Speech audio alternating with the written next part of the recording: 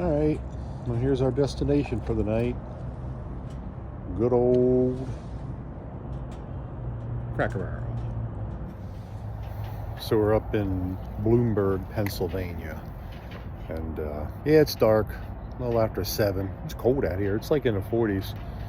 So yeah, this is where we'll be for the night, and we'll check back in later. So it's a little early this morning. We had a delivery come in this morning. Guys unloading the truck, so got a little noisy, but that's all right. We got to get up anyhow. This is actually the first night we've run our heater all night long, and used the thermostat, the new one that I put in. Hopefully you saw that video. I think the batteries are down to like 46%. We started out at 68, I think.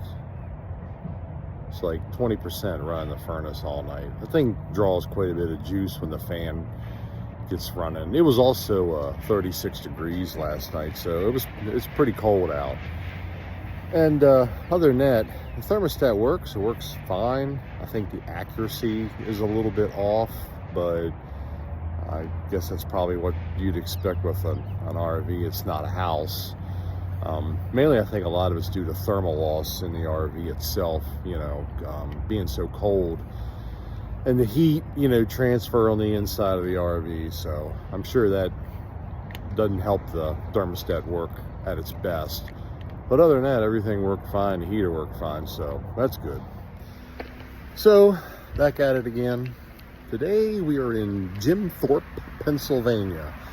So if you don't know who Jim Thorpe is, he was an incredible athlete, American Indian, did all kinds of cool stuff. Like football, basketball, baseball, professional, yeah, did all kinds of stuff. We'll get into that later on. This is where we're parked at. So here we are.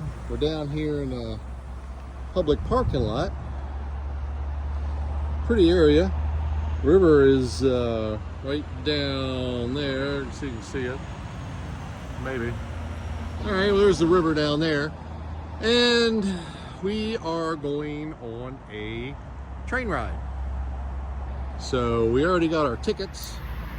And I'm downloading an app to pay for parking because they don't have one of the 3 that I have, so now I have 4. But hang around. We'll put some more video and pictures up of the town of Jim Thorpe and our train ride. Here's a picture of the Lehigh River out here in Jim Thorpe, Pennsylvania. I got a pedestrian bridge.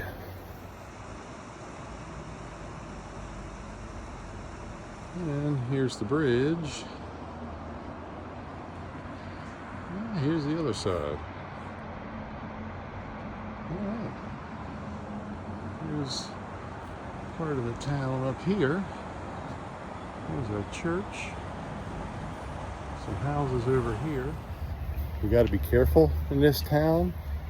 There's a bunch of cougars running around. There's the visitor center. Okay, go up Race Street. Yeah, this little one right here. Okay. And then we can cut through here, and then it'll put us right at the donut shop, and we can come back. Ooh, we're getting donuts. Yeah. Yay, we're getting donuts.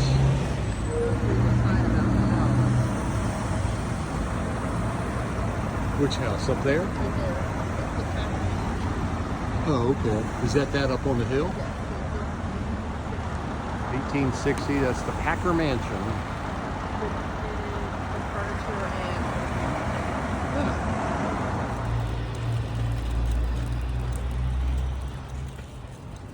Pretty church. Can you help me get down? Yeah, I'm just checking out this church. It's a narrow street. It's a good thing it's one way.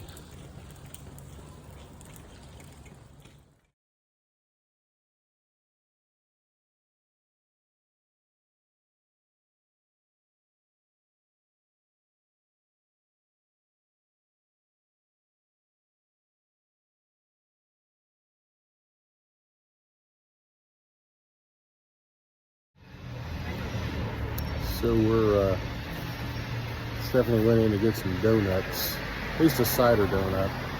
I ain't gonna lie, this is a really cute little town, but these streets are narrow. I don't think there's a way around the town itself. This is, I think they call it Broadway, and yeah, it's pretty narrow. I mean, there's some big trucks that come down here. It definitely gets really narrow. I'm not sure what the Tesla's doing. I guess he's going to park there. But yeah, pretty cute little town. I guess that's part of the problem with the state of Pennsylvania. Everything's on a mountain, and I think they're trying to hold the earth back. And in case any LGBTQ plus viewers, Jim Thorpe is very welcoming, so no worries there.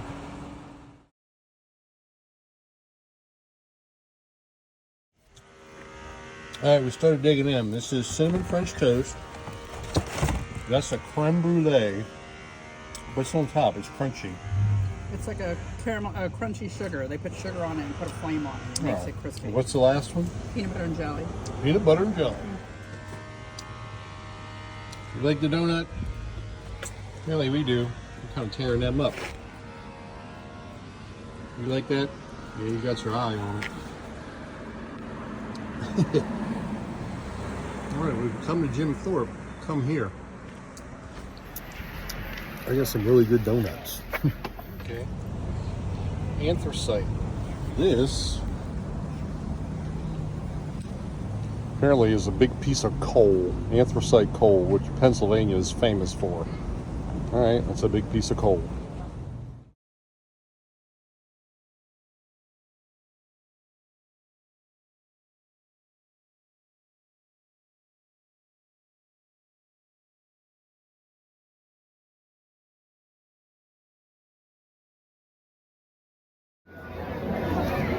Alright, well, we're waiting for the train, and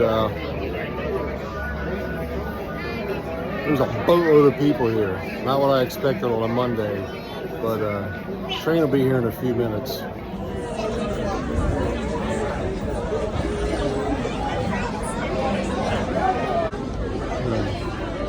In case you can't tell, there's a lot of people out here.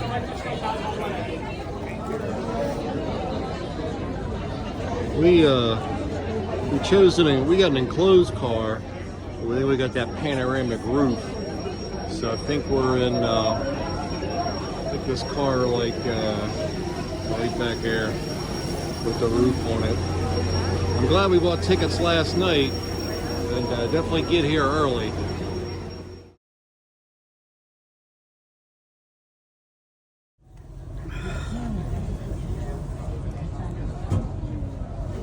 Can you see, Ryan? Actually, you know what? Can you see? I'm going to take my jacket off. Yeah. It's a little warm. And here's our train car.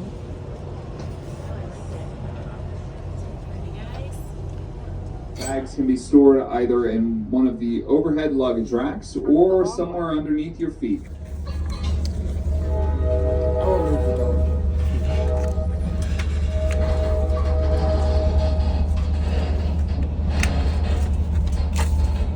Thank you.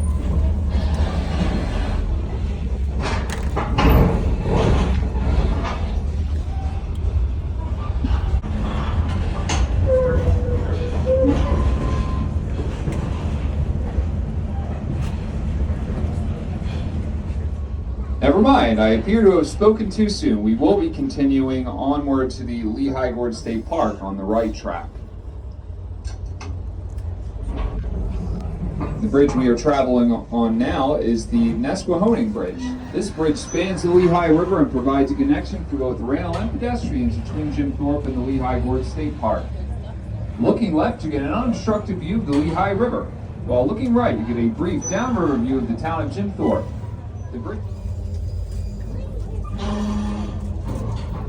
The next bridge we travel over is the Coalport Bridge, which spans the former Lehigh Valley Railroad, once owned by Asa Packer. It It travels over what is now the Reading and Northern's Lehighton branch, as well as the Norfolk Southern Railroad's Lehigh line. A very close clearance here, so just another friendly reminder to our passengers.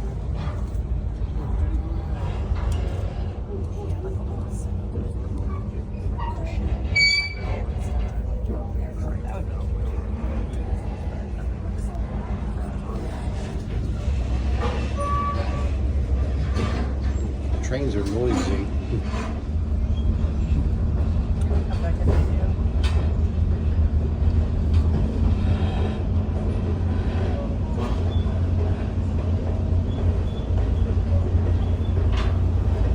This wide area along our line is one of the few places where the tracks of the former Lehigh Valley and New Jersey Central Railroads ran side by side at the same grade. The former Jersey Central roadbed is now the bike trail you see to your right that runs over 20 miles to the town of Whitehaven. The name of this curve, Hetchel, comes from Hetchel's Tooth, the rock outcropping on the mountain high above the train.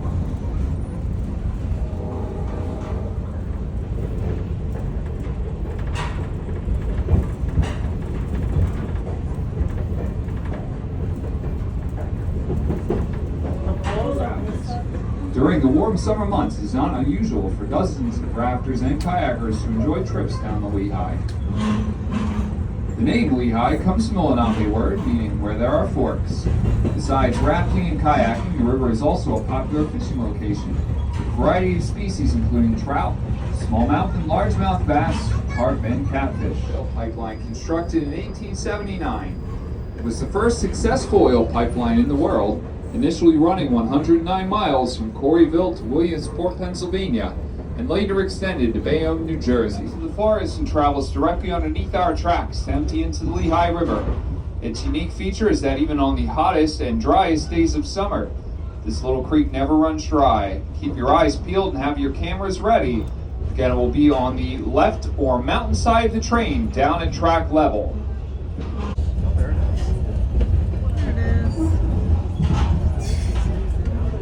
Back, and then you're going to see the conductor walk down and make sure the brakes are disengaged, and then we're going to head back. Okay. This process takes about 10 minutes, and then So he says the train disconnects, and here he comes. The engine. The engine. There he goes. And he goes. Now, as our engine passes, it is passing us right now, just a reminder that we'll be on the track right next to us. So all passengers, keep your heads, arms, and anything else you don't want to lose inside the train. Photographers, that means you too. That said, feel free to wave to our conductor and our engineer as they bring the locomotive by. So the train leaves the front, comes down beside us, goes to the back, hooks up to the caboose, and tows us back to town. And this area was a town that was destroyed in a flood. We'll begin our return trip shortly. While we're waiting, let me share with you a few more interesting facts about Jim Thorpe and what the town has to offer. The town's original name, Mock Chunk, comes from a Lenape phrase meaning mountain of the sleeping bear. This refers to Bear Mountain, which is actually right across the river from the train station back in town. By the late 19th century, the town had transformed from a growing industrial hub into the second most popular tourist destination in the country, second only to Niagara Falls. At one time, nearly 10,000 people from around the world visited on a daily basis. At one time, 13 millionaires called Mock Chunk home as well, and Millionaires Row can still be seen today along Broadway, either as private residences, bed and breakfast, or unique shops in the Jim Thorpe Historic District.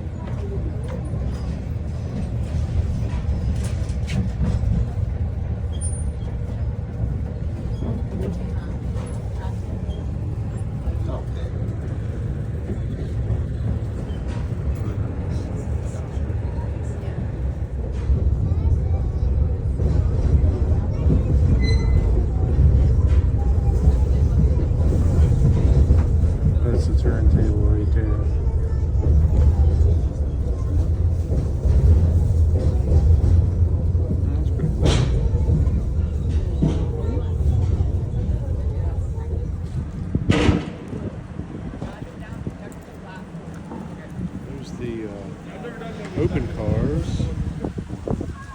These are the standard coach seating.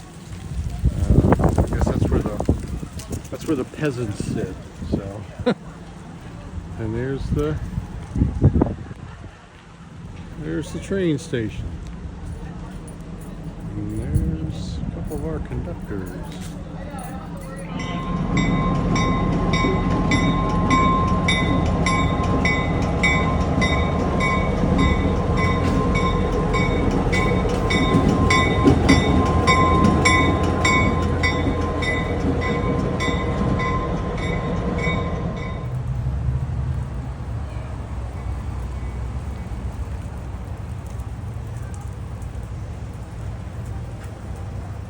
Yeah, see, Jim Thorpe National Bank, who is it? It's the Monopoly guy. The corner steps. They always have an ornate light up in the top.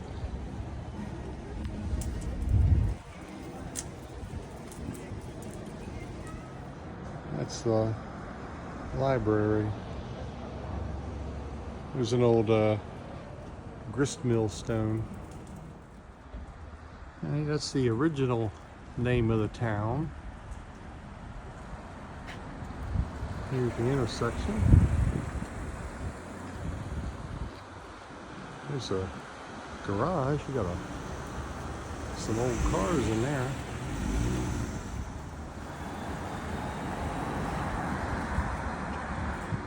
There's a hand drawn, and it says Marion Hose Company, #1.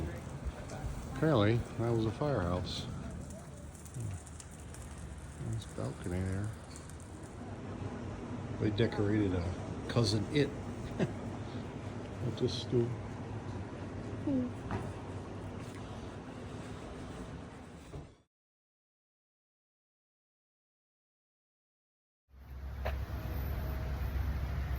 All right, on our final leg of our town of Jim Thorpe adventure, we're at Jim Thorpe Park, and this is where Jim Thorpe is entombed, right over here. And I'll show you a few things at the park about Jim Thorpe. We have a sculpture, the Spirit of Thunder and Lightning. So they have a sculpture for him, and they talk about Jim Thorpe in his youth when he was at Carlisle playing football. He was in the 1912 Olympics. He did professional sports. I see baseball and football. And then a little bit more about Jim Thorpe. And King Gustav V of Sweden said, "Sir, you are the greatest athlete in the world." So there's a little bit of information about Jim Thorpe here. So Jim Thorpe was actually born in Oklahoma, which would make sense considering he's an American Indian. His father is a direct descendant of a famous warrior chief, of the famous warrior chief Black Hawk. Okay, so interesting note there. All right, so Jim Thorpe ended up in Carlisle, and it says, once the Indian Wars were over and the Army had moved the Indians to forts and reservations, a young Army officer named Richard Henry Pratt had taken part in the Indian fighting and subsequent subjugation of the Indians. He felt a deep sense of obligation to the Indians and had begun a campaign to assist them. On November 1st, 1879, Lieutenant Pratt opened a vocational school in Carlisle, Pennsylvania. The school became known as the Carlisle Indian School, and for thousands of Indians, it was their great ambition to gain entrance there. So that's how Jim Thorpe ended up in Carlisle, Pennsylvania. And apparently when he was in Carlisle, he demolished football, so I guess he did really good at that. And now he's getting off into the 1912 Olympics. And he also did Jim's Herculean feat of sweeping both the pentathlon and decathlon, and the score for the pentathlon will never be matched. After 1924 Olympics, the pentathlon was dropped from the official program. So I guess he's going to win that forever. So it says he declined a $50,000 offer to become a boxer. So apparently he would have been a good boxer too. And he played for the New York Giants for baseball and football. So he played for the New York Giants football and baseball team. Okay. Yeah, I don't think there wasn't much this guy couldn't do. So this guy, I'll tell you, he president of the National Football League. What else? Greatest football player of the half century by the Associated Press. Greatest athlete, male athlete of the half century by the American Press. To the College Professional Football Hall of Fame. National Football College Hall of Fame. So yeah, Jim Thorpe, world's greatest athlete. So yeah, this guy pretty much demolished every sport he ever played. Well, here's some of his accomplishments for the gold medal in the 1912 Olympics. So if you want to pause and read that, I mean, good grief, that's incredible. You got a beautiful statue of him up here. There's for football. And here's some of his All-American football accomplishments. If you want to pause to read. And here's where Jim Thorpe is entombed. Died in 1953. Sir, you are the greatest athlete in the world. King Gustav, Stockholm, Sweden, at the 1912 Olympics. Yeah, that's quite an honor for a king to say that to you. So, rest easy, Jim.